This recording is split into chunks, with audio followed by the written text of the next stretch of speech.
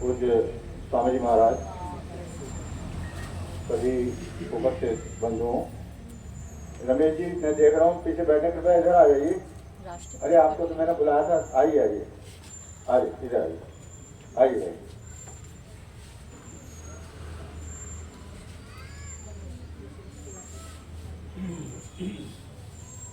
सभी अध्यापकगण, अभिभावकगण और प्रिय बच्चों, बेटा सीधे होकर बैठो, नहीं चल देते।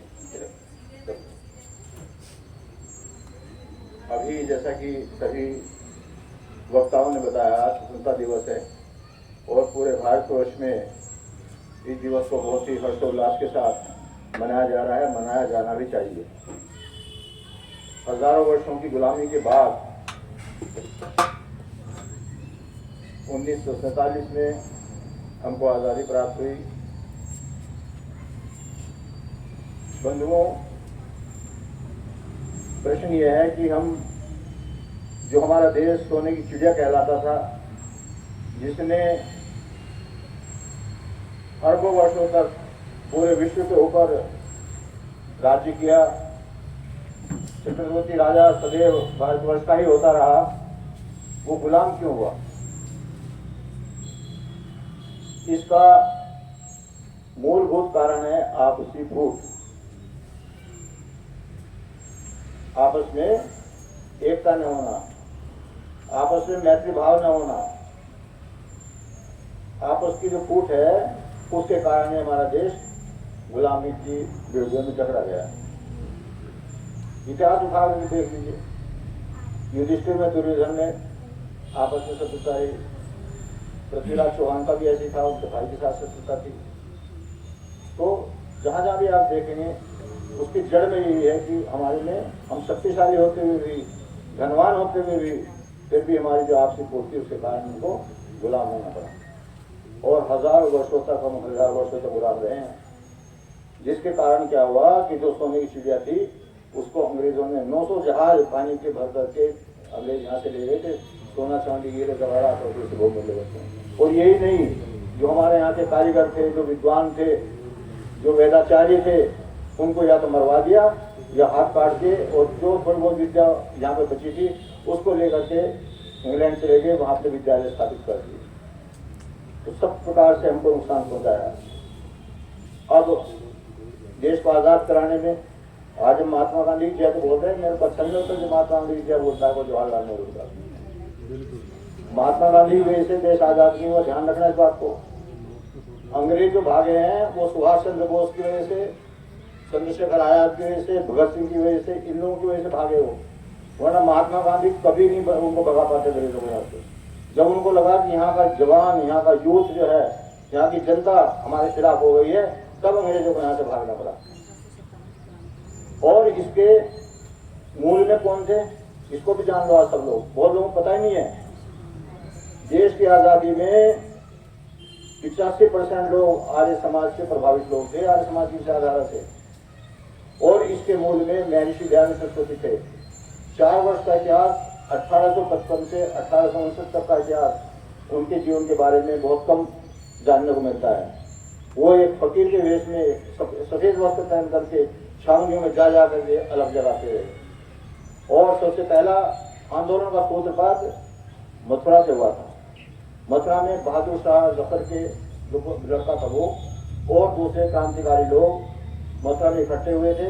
वहां पर गुरु गिरजानंद जी का भाषण हुआ और महर्षि दयानंद जी का प्रवचन हुआ।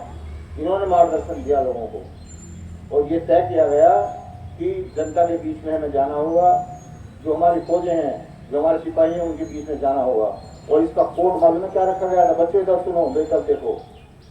जो हमारी सेना थी, हिंदू लोग जो थे, जो भारतीय थे, उनके बीच में कमल का फूल जो है ये कोड रखा गया है कि एक डेट जो निश्चित की जाएगी जिस दिन काम की होनी है, कमल का फूल के माध्यम से सबको संदेश पहुंचाया जाएगा।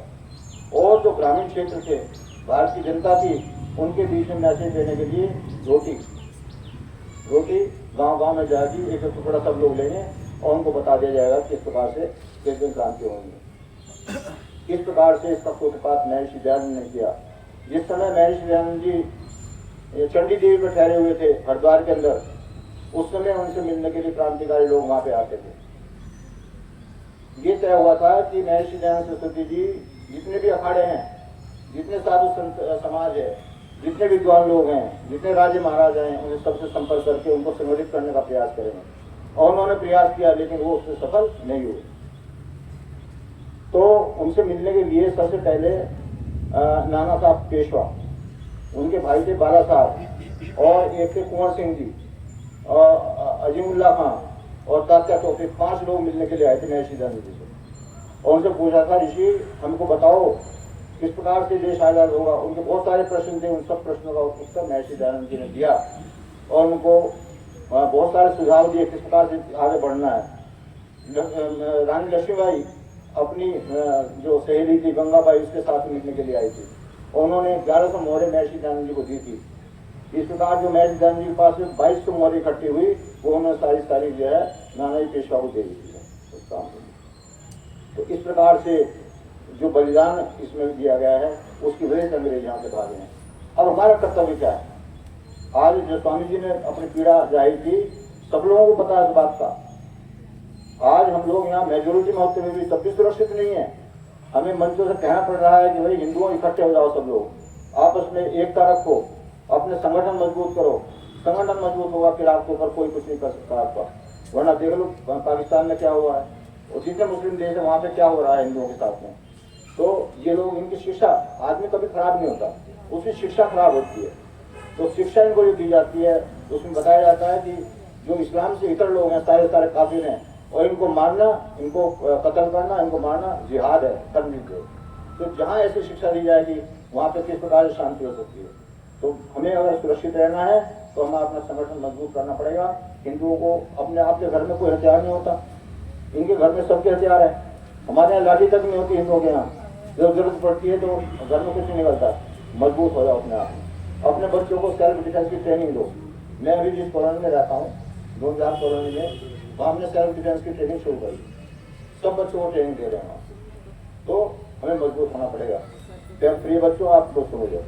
बच्चों इधर देखो बेटी, लड़की इधर, आपका क्या ड्यूटी है? आपकी ड्यूटी है पढ़ना, पढ़ना, पढ़ना। केवल आपको पूरी अपनी लगन से, पूरी मेहनत से, पूरी शक्ति अपनी पढ़ाई में लगानी है। आपका यही कर्तव्य इस समय। और कक्षा में एजुकेशन मत किया करो, जो चीज समझ में नहीं आ रही है 10 बार पूछो अपने अध्यापक से, नहीं बताते हैं अपने प्रधानाचार्य जी से मिलो, है ना। खूब मेहनत करो अच्छी तरह से। हमारे स्कूल का नाम जो है ना पूरे डिस्ट्रिक्ट के अंदर, प्रदेश के अंदर आना चाहिए। अभी हम उस स्थिति में नहीं है, तो अध्यापकों को और मेहनत करने की जरूरत है। बस ये बात मुझे कहनी थी। आप सबका बहुत बहुत धन्यवाद। पुनः सभी का बहुत अभिनंदन।